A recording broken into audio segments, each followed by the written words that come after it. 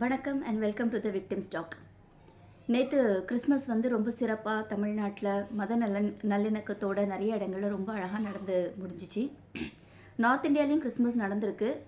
Same அதே மாதிரி அடாவடி, அராஜகம், ரவுடிசம், குப்பத்தனமாட்டு, கிறிஸ்மஸ் கொண்டாடக்கூடாது, கிறிஸ்மஸ் ட்ரெஸ் விற்கக்கூடாது, கிறிஸ்மஸ் ட்ரெஸ் போடக்கூடாது, சாண்டா கிளாஸ் ட்ரெஸ் குழந்தைங்க போடக்கூடாது, சர்ச்சில் ப்ரேயர் நடக்க விடாமல், இந்த மாதிரி நிறைய அராஜகங்கள் வட இந்தியாவில் நடந்திருக்கு.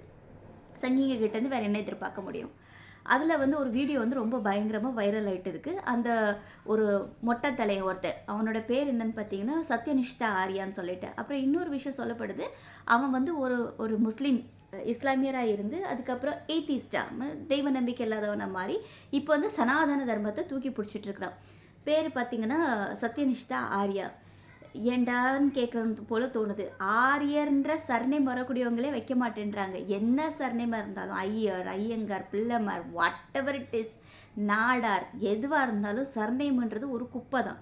நம்ம பேர் வைக்கலாம், அப்பா பேர் வைக்கலாம். ஓகே, ஸோ அதோடு முடிச்சுட்டா நல்லாயிருக்கும். இந்த இந்த இந்த சாதி பேரை தூக்கிட்டு சுற்றுறது. ரெண்டாவது, இந்த ஆரியான்னு வைக்கிறதுக்கும் இவனுக்கும் எந்த வித சம்மந்தமும் கிடையாது. இருந்தாலும் இந்த நாய் வச்சு சுற்றிட்டு நேற்றுக்கு சர்ச்சில் போய் உட்காந்துட்டு ரொம்ப அபத்தமாக பேசியிருக்கிறான்.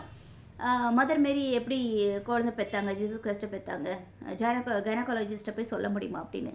சரி, நான் கேள்வி கேட்குறேன், குந்தி தேவி எப்படி 5 பிள்ளையை பெற்றா? மந்திரத்தை சொன்னோன்னே பெற்றோடனே இது அங்கே கேட்குறதுக்கான தைரியம் அந்த இடத்துல யாருக்குமே இல்லை. ஏன்னா அந்த ஃபாதரோடைய அந்த சர்ச் பாஸ்டரோட ஃபேஸை பார்த்தாலே தெரியுது, ரொம்ப வெளரி போய் இந்த முட்டா பயல்கிட்ட யாரும் பேசுவானுங்க. ஆனால் இந்த ரவுடிசம் பண்ணுற சங்கிங்க கிட்ட இந்த மதத்தை தூக்கி பிடிச்சிட்டு போகிறானுங்கல்ல, அவனுங்க கிட்ட ஒரு பெரிய ப்ளஸ் இருக்குது. எவனும் ஒத்தையாக போய் பேசவே மாட்டானுங்க, எல்லாம் கும்பலாக போவானுங்க. ஒருத்தரை மிரட்டுறது, பயமுறுத்துறது, இந்த மாதிரியான ஒரு ஆட்டிடியூட் பண்ணுறது. ஏன்னா தனியாக போனோம்னா செருப்படி வாங்குவோம்னு தெரியும். அப்போது இது வந்து ரொம்ப அசிங்கமாகவும், என்னடா நம்ம நாடாடா இந்த மாதிரி இருக்குது அப்படின்ற மாதிரி பார்க்க தோணுது. இதில் வந்து வந்தே மாத்திரம் படின்னு ஒருத்தன் சொல்லிட்டு உட்காந்துருக்கிறான், ஜனகணமன படின்னு ஒருத்தன் சொல்லிட்டு இருக்கிறான். ஏன்டா அதுக்கு அர்த்தமே தெரியாத நாய்ங்க அங்கே கூட்டத்தில் உட்காந்துக்கிட்டு நீங்கள் அதை எங்களுக்கு சொல்லி கொடுத்துட்ருக்கீங்கன்றது மாதிரி தான் இருக்குது. அதுக்கப்புறம் வந்து பார்த்திங்கன்னா, இவன் இந்த ஒரு கேள்வி கேட்டான் இல்லையா, மதர் மேரி எப்படி பிள்ளை பெற்றாங்க அப்படின்ற ஒரு அபத்தமான கேள்வி கேட்டோம்ல. 60,000 பொண்டாட்டியை கல்யாணம் பண்ணிட்டு குழந்தை பெற முடியாமல் தான் கடைசியில் அது என்ன யாகம், அஸ்வத், இந்த குதிரையெல்லாம் போட்டு எரித்து குழந்தை பெற்று தான் ராமம் பிறந்தான் அப்படின்னு சொல்லுவாங்க. அப்போ 60,000 பொண்டாட்டியும் கல்யாணம் பண்ணி உனக்கு குழந்தை பெற துப்பு இல்லைன்னா பிரச்சனை யார் மேலே? தசரதன் மேலே தானே. இதெல்லாம் நம்ம கேள்வி கேட்டோம்னா இவனுக்கு எங்கே கொண்டு போய் மூஞ்சி வச்சுப்பானுங்க. நீங்கள் வந்து என்ன சொல்கிறது அப்படின்றது தெரியல.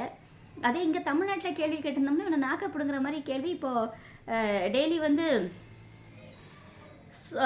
பாராயணம் பண்ணுற நம்மளே வந்து கேவலமாக கேட்போம். ஆமாவா இல்லையா? ஸோ இப்படி கிறிஸ்மஸ் நடந்து முடிஞ்சிருக்கு. இதில் வந்து நம்ம அங்கிள், மூதி அங்கிள் வந்து போய் நின்றுட்டு சர்ச்சில் நின்றுருக்கிறாரு. இவர் ஒரு இடத்துக்கு போனார்னாலே அங்கே வந்து சர்வநாசம் அப்படின்றத நம்ம புரிஞ்சுக்கணும். இவர் போய் நேற்றுக்கு சர்ச்சில் போய் உட்காந்து பண்ணதும், இவருங்க எங்கள் அட்டகாசம் பண்ணதும். இப்போ இதில் பெரிய ஹைலைட் என்னென்னா, இந்த மொட்டை வந்து ஒரு வீடியோ ஒன்று விட்ருக்கான். நான் ஓடி ஓடி ரொம்ப தளர்ந்துட்டேன், எனக்கு பாதுகாப்புக்கு ஒரு இடம் வேணும் அப்படின்னு சொல்லிட்டு. ஜிபி முத்து சொன்ன மாதிரி தான் சொல்லிட்டு இருக்கு, போய் சாவு அப்படின்னு தான் கேட்கணும்னு தோணுது.